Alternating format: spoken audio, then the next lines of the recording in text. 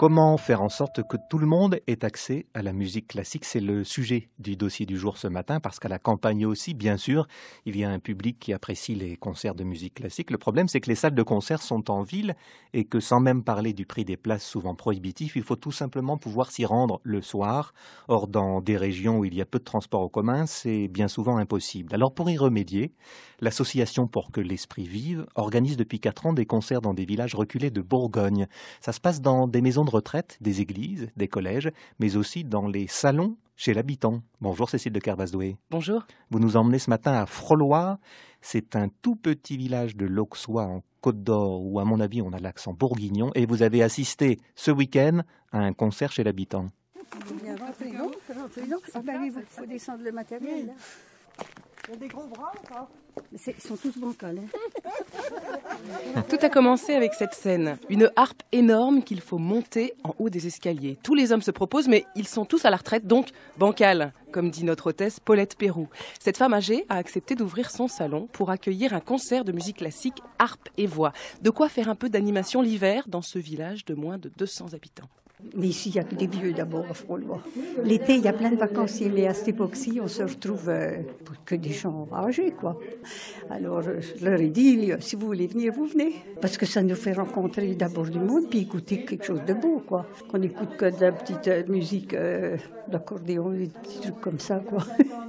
Mais de la belle grande musique comme ça, c'est pas courant, quoi. Il faut aller à Dijon, quoi, pour entendre tout ça chez nous. Puis comme on est un peu vieux, le soir, on n'ose plus trop sortir, quoi. Pour écouter de la grande musique, alors on écoute ça à la radio, mais là, ça nous fait du bien, un petit coup comme ça. On n'a jamais ça en campagne, hein. C'est vrai, les vieux sont isolés, quand même, chez nous.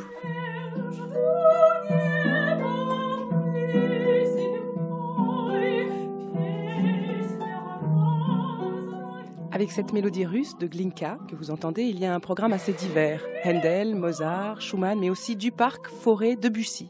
Le concert censé durer une demi-heure va durer le double devant une vingtaine de personnes âgées incroyablement attentives et vibrantes. Alors, pour les musiciens, ça demande une énergie folle parce que dans la même journée et pour un seul cachet, ils jouent 3 fois jusqu'au concert du lendemain. Pourtant, la plupart d'entre eux en redemandent. Anne Rigbourg, par exemple, est harpiste. Cela fait 2 ans qu'elle participe à ce hors-saison. C'est tellement galvanisant, énergisant, parce qu'on a un retour, on a cette proximité du public qui est là, qui nous ressource, puis parce qu'on a des rencontres aussi incroyables, parce qu'on dîne aussi avec les gens, on passe 2 jours. En fait, c'est pas comme un concert traditionnel où on va dans un lieu, quelquefois on arrive la veille, on est dans notre bulle, on fait notre général, le concert, et puis on repart le soir. Mais là, on reste 2 jours, on partage un vrai moment avec les gens, et souvent on a des réactions étonnantes, quoi. Vous nous amenez l'orchestre, vous nous amenez l'opéra chez nous, ils sont très émus, et on sait bien que les gens sont très isolés, que ce soit en ville ou à la campagne, chacun vit chez soi. Et là, ce moment de musique permet de rassembler des gens. On le voit dans le regard qui s'illumine, le sourire et quelque chose de paisible que le public nous renvoie. En fait, c'est une façon d'être proche aussi de tous.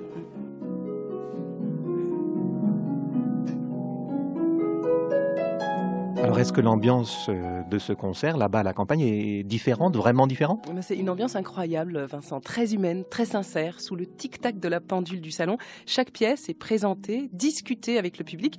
Ça crée donc un vrai moment de partage. D'ailleurs, chacun a apporté de quoi boire un coup et manger un morceau après le concert.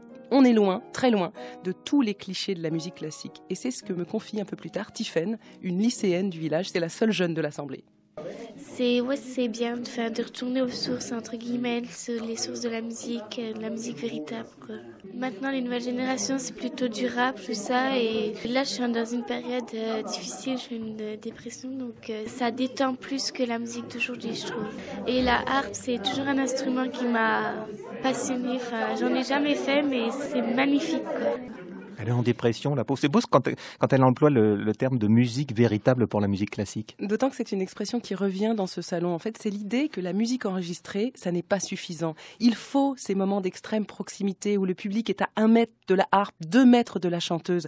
C'est ce que m'explique Karina Desbordes, cette mezzo-russe qui vit en France depuis 12 ans. C'est notre rôle un peu pour les gens qui ne connaissent pas ça, qui puissent découvrir. Les disques, les MP3, ça vaut pas la vraie musique. Ça enlève une grosse partie de sensation, la vibration qui se passe en direct, la vibration humaine, la vibration acoustique, c'est pas du tout la même chose. Puis la recherche de qualité, de pureté, de son, que ça soit impeccable, ça enlève une bonne partie de l'émotion de concert. Un enfant qui entend quelque chose de beau comme ça dans le milieu rural, il n'a pas la possibilité autre que celle-ci. Et ben, ça peut changer sa vie. C'est beau, c'est incroyable.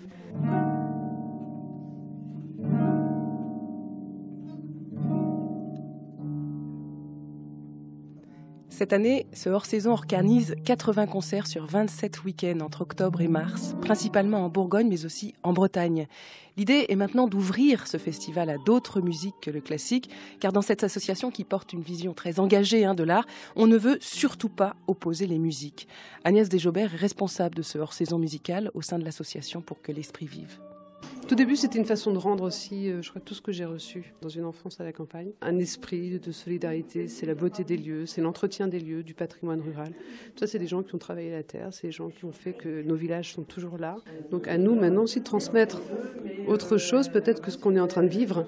Parce que tout le monde a peur, et parce qu'on a peur les uns des autres, et parce qu'il y a une méfiance permanente, et parce qu'on n'a plus de notion d'engagement au sens propre du terme. Et on revient sur l'individualisme, qui est quand même une valeur prônée en Europe en permanence. Mais il y a beaucoup d'artistes qui répondent à l'appel. Je crois qu'aujourd'hui, tout le monde a envie de répondre à l'appel d'un peu de partage ou de solidarité. On est de nombreuses associations à faire ça, à décloisonner, à lutter contre cet a priori musique classique, musique bourgeoise, lutter contre le fait d'écouter de la musique tout seul chez soi, dans son casque. C'est travailler à la relation humaine. Et je pense qu'on y arrive, la preuve. L'association Pour que l'esprit vive, dont le budget annuel ne dépasse pas les 120 000 €, manque pourtant cruellement de bénévoles qui connaissent leur village, leur territoire, leur région. Alors, ils sont indispensables à toute cette aventure. Donc, si vous avez envie vous-même de vous engager pour organiser ce genre de concert, d'événements près de chez vous, dans votre village, contactez-les, ils vous attendent. Vous pourriez aller chanter, vous, dans les villages avec votre camarade Benjamin Laurent, l'actualité chantée qu'on retrouve tous les mercredis. Pourquoi pas, je vais leur proposer. En voilà une bonne idée. Vous voulez écouter un peu de musique ? Ah oui. Un extrait du Carnaval de Venise de Félix Godefroy par Isabelle Moretti à la harpe.